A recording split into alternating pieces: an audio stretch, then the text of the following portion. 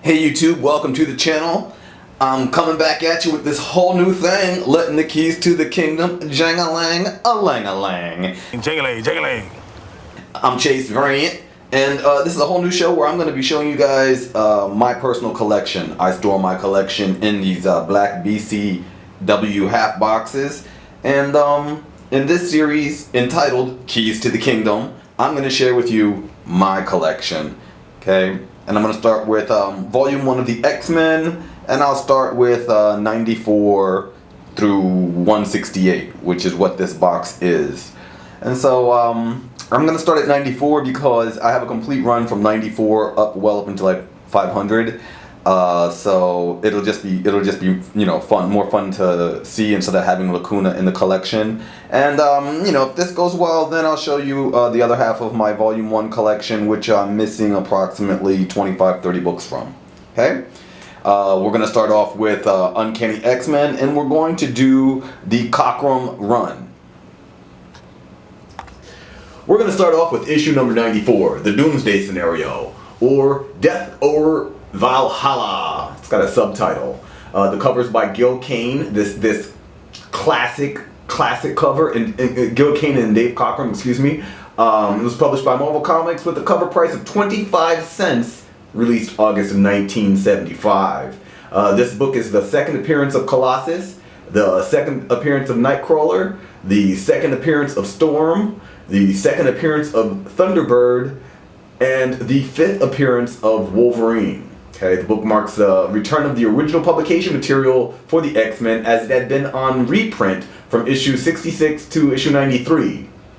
After the events of Giant Size X-Men number 1, a book sadly which you will not be seeing as I do not have it, Marvel Girl, Angel, Iceman, Havoc, and Polaris quit the X-Men, and Cyclops stayed behind to lead the team.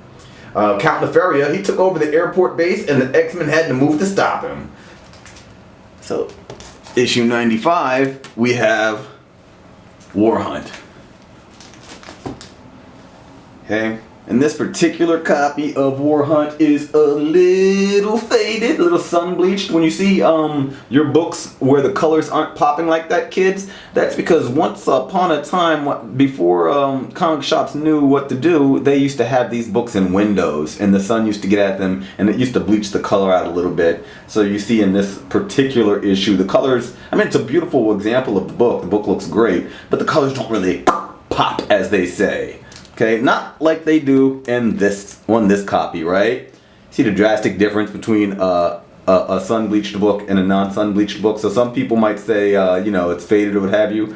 When you see your colors that faded, it's almost 99% of the time sun-bleached.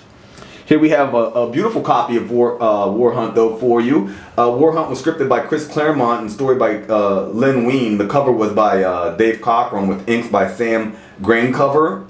And Gil Kane was in on this.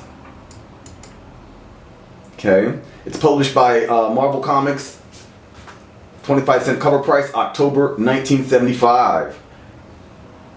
Okay, in this particular book, this book kind of killed me. This book is The Death of Thunderbird. The first Native American superhero that I ever knew died in this book. So it wrenched me. Wrenched me! Okay. Here we have number 96.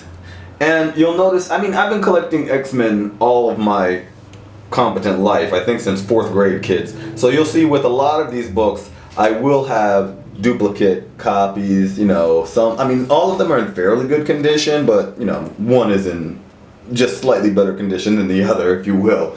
Okay, here we have Night of the Demon, number 96, scripted by Chris Claremont, story by Bill Montanello, pencils by Dave Cockrum, inks by Sam Graincover and Sal Buscema.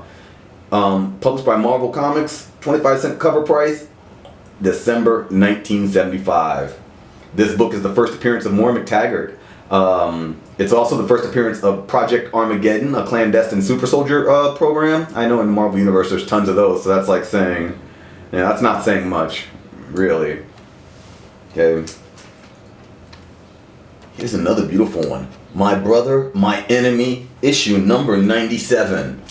And I happen to have this book also at a 9.2, graded And that is because some of these books I have graded, and I have, you know, like I said, I've been collecting for a while. If I find a book that I think is a good investment, a good value for what it is, I will pick it up, even if it's something that I own already. With this particular book, My Brother, My Enemy, it's always been one of my favorite books for multiple reasons that I'll get into with you. And the badassery of this cover of Havoc versus his brother Cyclops is no exception to the badassery at play here. You know, look at this beautiful 9-2 again. Just wonderful. Okay. And My Brother, My Enemy was written by Chris Claremont with pencils by Dave Cockrum, inks by Sam Granger. Okay, it was published by Marvel Comics with a 25-cent cover price, February 1976. This is the book where Lorna Dane first goes by Polaris. This is the first appearance of the Majestrix Lilandra Nemermani. Lilandra being the queen of the Shi'ar kids. Remember her? Little Sylvester, our little baldy professor side piece. And then you have the first appearance of Eric the Red here too, and that's the Daven Shakari version of Eric the Red. So this is a really interesting book in terms of the internal content from Marvel, but an even more interesting book in terms of some of the things that went on here that were never corrected. Okay, it's got Havoc's name spelled wrong all throughout this book. Havoc is spelled with a C and not with a K, and it's crazy that no editor caught that. And Annette Kowecki, I'm not going to do what they did, but Annette Kowecki is credited as Annette Key or Annette K, which is very strange. And again, these are things that never were changed. Havoc's name was never changed. They never bothered to reprint this during the time of publication, and very strange. Also, a reason to get this book graded like I have is it includes the Marvel Value Stamp number 20, the Mighty Thor, and Marvel Value Stamps just incentivize people to tear apart their books when they were kids. So if you have a number 97, you better look for it in the back couple of pages for that Thor Value Stamp B number 20. Maybe missing, you may be missing a page. That's why I got mine certified, kids. Got them certified. And take this down. We'll get a better view. Okay. Another one of the number 97. It's got a couple of those. Like I say, it's literally, without exaggeration, one of my favorite issues ever of the X-Men. This cover is dynamite. I think this book came out when I was like in 4th grade, or at least that's, I believe, when I discovered it back in the mid 80s, 4th grade. So it probably came out way before that. Anyway, here we have issue number 98. 98 is called Merry Christmas, X-Men. Ominous greeting or well-wishing there. And here's another slightly better copy of that book as well. And 98 was written by Chris Claremont, pencils by Dave Cockrum, inks by Sam Granger. Okay, cover price of 25 cents, published by Marvel Comics, April 1976. This book is the first appearance of the Day Tripper, Amanda Sefton. It is also, and again kids, some people believe this, some people don't, some people want to be like, yeah it is, and some people is like, it's a parody, it's not real. But this book is the first Marvel appearance of Clark Kent and Lois Lane. That's right, Clark Kent and Lois Lane appear in this book. Or at least Clark and Lois, who work for the Daily Planet, appear in this book, and you can connect the dots. Okay. Baby shark shark doo doo doo doo. Anywho, number 99, kids, look at that. That's just another magnificent Cockrum cover. Okay, number 9 is called Death Star Rising, written by Chris Claremont, pencils by Dave Cockrum, inks by Frank Chiamonte, and the covers by Dave Cockrum. This was published by Marvel Comics with a 25-cent cover price in June 1976. In this book, it's the first appearance of Black Tom Cassidy, the first appearance of the Sentinels, the first appearance of X-Sentinels, the team X-Sentinels that controlled the Sentinels, the appearance of Geraldo Rivera in comics. Okay, this was around the time where he blew up that place in Long Island with all of the crazy people eating their and whatnot. I'm not making it up, kids. Look it up. I'm sure it's on your YouTubes. So at this time, Geraldo Rivera was like a hot investigative reporter. And yes, in issue of 99 of X-Men, he makes his first appearance. Here I have a slightly better, more poppin' copy. Actually, I think the first one was slightly better. This is my lesser quality one. But there's another 99 for you. Okay. Issue number 100.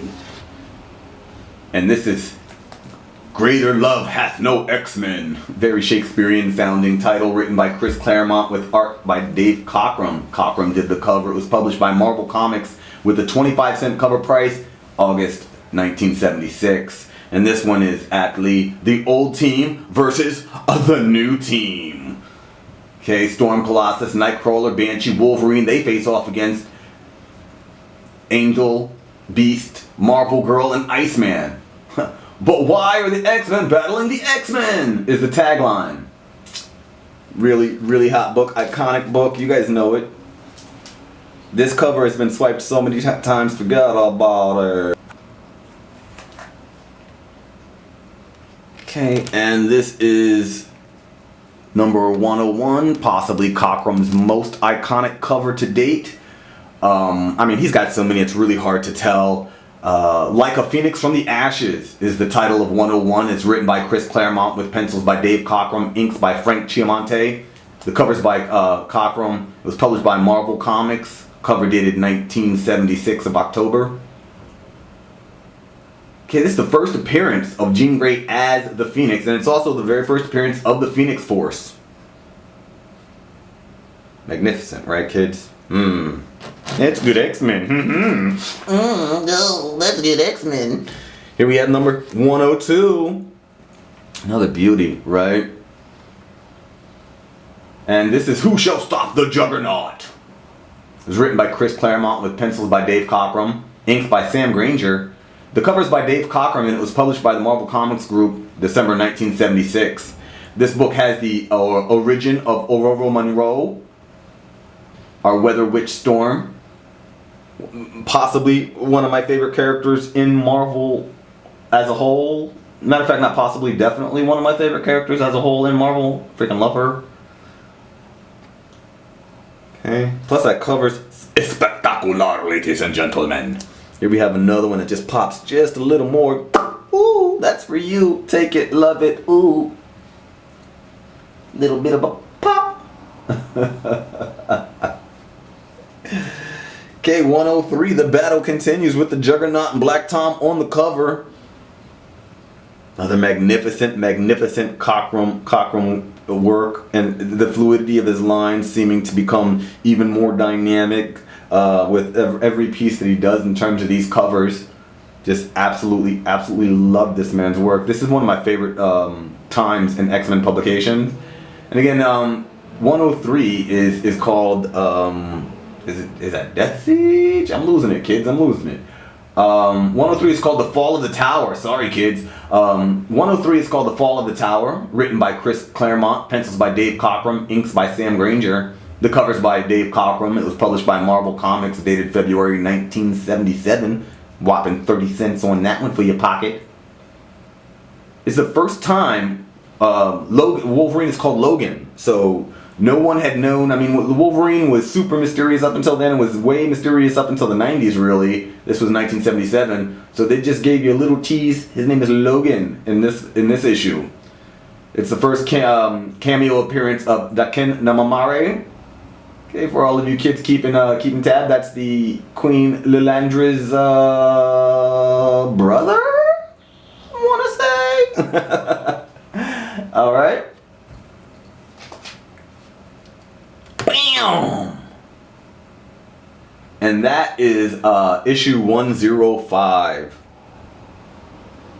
All right. Isn't that magnificent?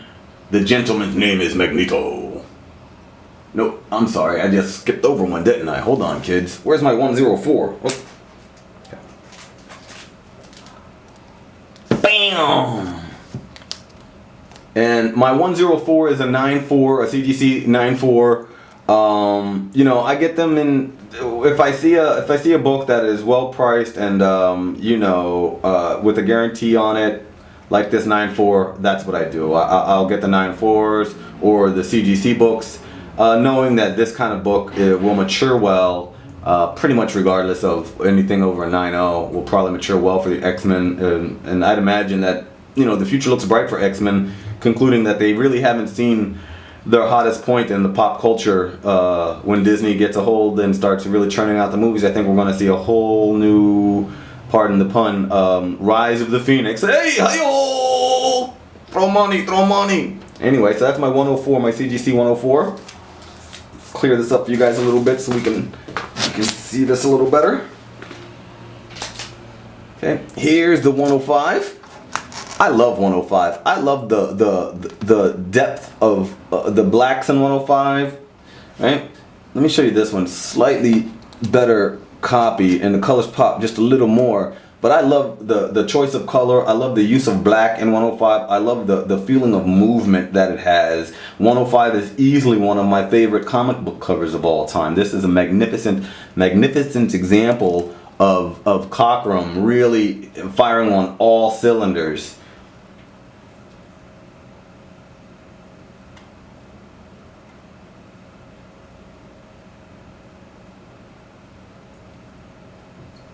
Okay, and my 106 is a 9.4 of a 106, and I remember distinctly I got this for a reasonable price. It didn't break the bank or anything years and years ago, because I just had a hard time finding 106 in any good condition, and people wanted an arm and a leg for it back then. I'm sure they want, you know, a bunch for it now.